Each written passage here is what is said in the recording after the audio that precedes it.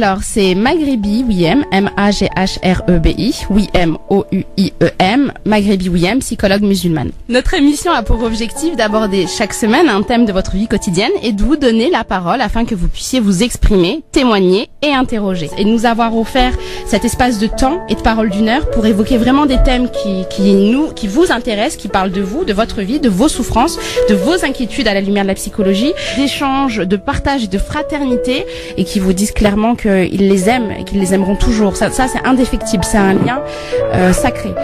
Il faut absolument donner tous les moyens à votre enfant d'exprimer ce qu'il ressent. Donc maintenant, il faut se demander pourquoi vous êtes autant exigeant vis-à-vis de vous. Qu'est-ce que dans votre vie, qu'est-ce qui a fait que vous en êtes arrivé à être aussi dur avec vous-même.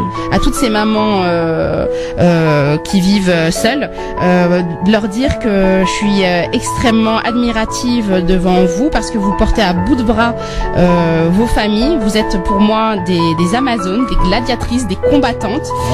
Donc franchement, courage, patience, continuez. Ou il a prononcé le divorce et forcément, ça fait mal. Vous avez l'impression que le monde s'écroule autour de vous et vous y arrivez plus. D'un point de vue sociologique, l'identité, c'est ce en quoi l'individu se reconnaît et est reconnu par les autres.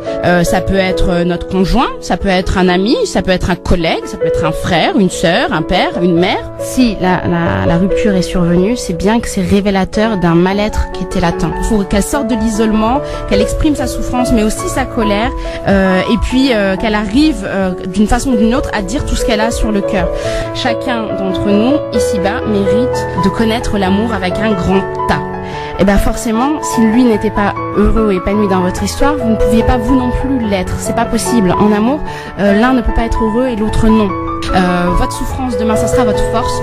Donc courage et patience. C'est important de garder en mémoire que vous méritez comme n'importe qui d'être heureuse, que comme n'importe qui vous méritez d'être aimé.